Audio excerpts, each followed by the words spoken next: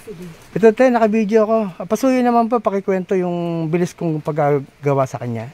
Mabilis naman siyang magawa, pero sa tingin ko, mahirap siyang gawin. Mhm. Kasi binabaklas talaga lahat ng... Oh, nagkataong kabisado ko na po kasi siya. Magaling lang talaga yung gumagawa. Ah, Magawa niya kaagad. opo. Ano siya, ayaw niyang Spin dry. Ang lumalabas sa kanyang monitor is U tapos 12. YouTube. Iba nga po, hindi napapansin yung 12. Tinatanong ko, ano po error code na lumalabas? U daw, U. Ano po kayo kasi yung kasunod ng U? Hindi nila napapansin yung 12.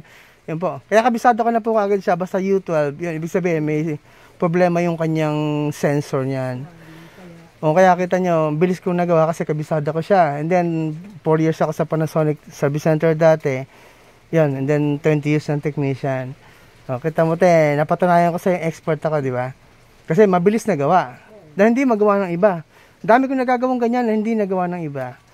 Kasi wala sila, siguro hindi nila nagawa kasi wala silang experience pa sa ganung klase ng sira. Oo, tsaka kita mo ikaw, kumunta ka na sa di ba, service center din. Oo, nakainis yung service center. Ganito na talaga, kami kasi sobrang busy rin, tsaka yun nga, na minsan gusto nila, dadalhin nila sa shop nila yung yung unit, di ba? Pag dinala kasi doon, matagal pa yun. Oo nga. Kasi yung papaservice nila. Oo, yan. Buti nga't ngayon kaya mo makahanap ng ibang... kaya nga... Sinabi ko naman sa kanila yung dahilan. Actually, alam na kaagad nila yon. Yung U12, alam na kaagad nila yon. Ano lang nila, kailangan nila ng resibo. Sus, Mariusi.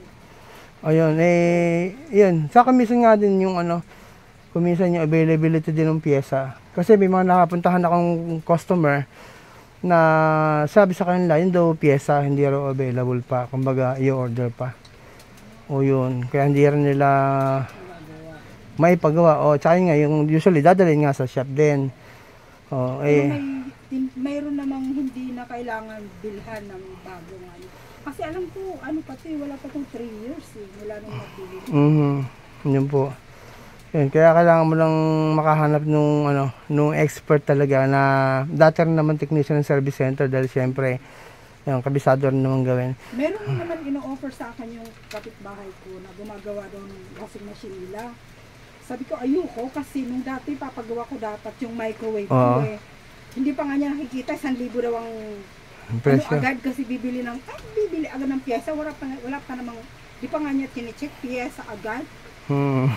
Tapos sabi niya sa akin kahapon, pagawa mo na, ay hindi, maghahanap ako ng maayos gumawa.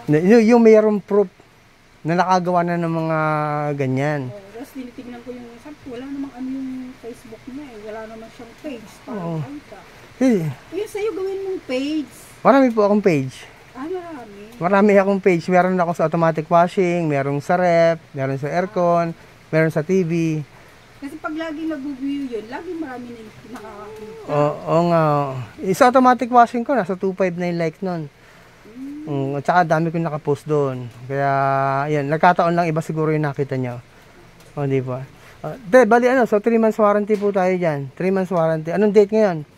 27. December 27. January 27. 2023. Di ba? January 27, 24 sa buwan.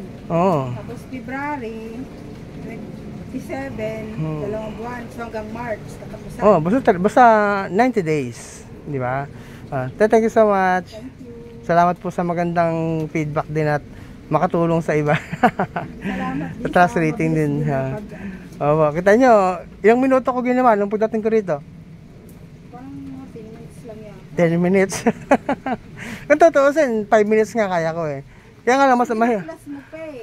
Tsaka mahirap din kasi sobrang mabilis na gagawa. Sasabihin ng customer minsan, ay madali lang pala. Hindi niya alam na expert lang pala yung technician kaya nagawa. Sabihin, mabilis gawin, madaling masira. Hindi naman ganon. Kasi yung technician talaga kapag expert yan, mabilis gawin, pero ilang taon na yung tatagal. Pero totoo ko minsan yung ganon, na mabilis na gawa, madaling masira. Depende yon sa mga TV siguro dati. Yung mga TV noon, ngayon ibang din naman na.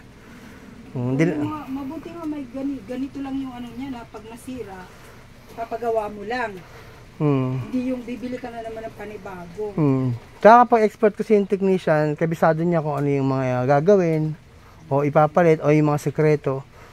Yan. Ito, dami ko nang nagagawang ganyan, kahit sirang board niyan, kaya kong gawin. Dami kasi nagiging problem kung minsan na kung... Huwag naman masira agad-agad. Ako, kaya ko naman i-repair kahit hindi palitan yung board niya.